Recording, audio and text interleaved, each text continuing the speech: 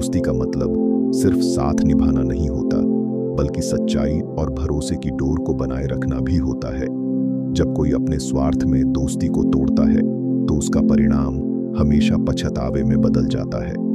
आइए ऐसी ही एक कहानी की शुरुआत करते हैं, जहां मासूमियत और चालाकी की टकराहट में हमें एक गहरी सीख मिलती है।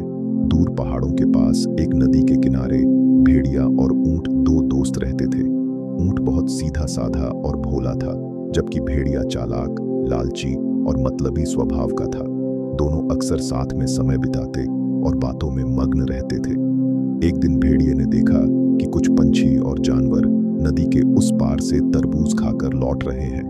उनके मुंह में मीठे मीठे तरबूज का रस टपक रहा था। यह देखकर भेड़िए के मुंह में पानी आ गया। उसकी आंखों में लालच साफ दिखाई देने लगा। भेड़िए ने तुरंत ऊंट के पास जाकर कहा, ऊंट भैया, नदी के उस पार बहुत सारे मीठे मीठे तरबूज लगे हैं, चलो हम लोग भी चलकर तरबूज खा आते हैं।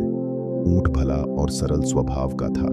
उसने भेड़िए की बात पर विश्वास कर लिया और कहा, ठीक है भेड़िया भाई, तुम मेरी पीठ पर बैठ जाओ, मैं तुम्हें नदी पार करवा देता हूँ। भेड़िया खुशी खुशी ऊंट की पीठ पर बैठ गया और ऊंट उसे लेकर नदी पार कर तरबूज के खेत तक पहुंचा।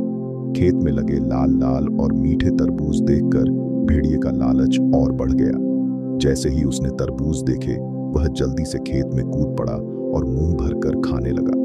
ऊंट भी धीरे धीरे तरबूज खाने लगा। थोड़ी ही देर में भेड़िए का पेट भर गया, लेकिन ऊंट अभी भी शांतिपूर्वक तरबूज खा रहा था। अब भेड़िए के मन में एक शरारती ख्याल आया। उसने सोचा, इस ऊंट का पेट तो बहुत बड़ा है, अगर यह इसी तरह खाता रहा तो सारे तरबूज खत्म हो जाएंगे और मेरे लिए कुछ नहीं बचेगा। भेड़िए ने एक चाल सोची। वह खुशी में उछलने कूदने लगा और जोर जोर से चिल्लाने लगा। ऊंट ने उसे ऐसा करने से रोका और कहा, भेड़िया भाई, तुम ये क्या कर रहे हो? किसान आ जाएगा तो मुसीबत हो जाएगी। भेड़िए ने हंसते हुए कहा, अरे ऊंट भैया, हमें खाना खाने के बाद गाना गाने और नाचने की आदत है। ऊंट ने उसे समझाने की बहुत कोशिश की, लेकिन भेड़िए ने उसकी एक न सुनी। शोर सुनकर किसान लाठी लेकर आ पहुंचा।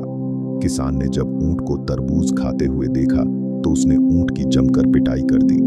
भेड़िया यह सब देखकर तुरंत भाग निकला और नदी के किनारे जाकर रुका।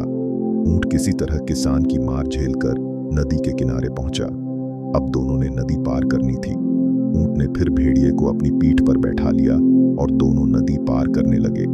जैसे ही वे नदी के बीच पहुंचे, ऊंट अचानक बैठने लगा। भेड़िए ने घबराकर पूछा, भैया ये क्या कर रहे हो? ऊंट ने मुस्कुराकर कहा, भेड़िया भाई, मुझे खाना खाने के बाद पानी में बैठने की आदत है। यह कहकर ऊंट धीरे धीरे पानी में बैठने लगा और लेटने भी लगा। भेड़िया पानी में बहने लगा और बड़ी मुश्किल से किनारे तक पहुंचा। थका हारा और डरा हुआ भेड़िया किसी तरह किनारे पहुंचा और अपने किए पर पछताने लगा। अब उसे समझ आया कि लालच और चालाकी का अंजाम हमेशा बुरा ही होता है। दोस्ती का मतलब सिर्फ साथ निभाना नहीं होता, बल्कि सच्चाई और भरोसे की डोर को बनाए रखना भी होता है। जब कोई अपने स्वार्थ में दोस्ती को तोड़ता है तो उसका परिणाम हमेशा पछतावे में बदल जाता है। आइए ऐसी ही एक कहानी की शुरुआत करते हैं, जहां मासूमियत और चालाकी की टकराहट में हमें एक गहरी सीख मिलती है।